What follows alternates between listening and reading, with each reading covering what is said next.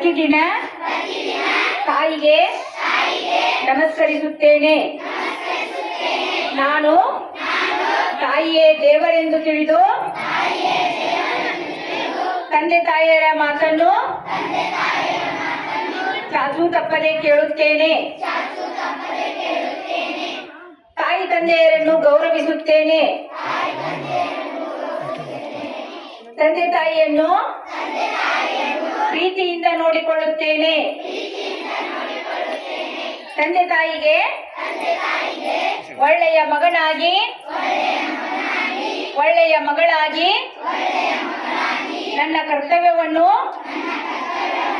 ಜವಾಬ್ದಾರಿಯುತವಾಗಿ ಕೊನೆಯವರೆಗೂ ನೋಡಿಕೊಳ್ಳುತ್ತೇನೆ.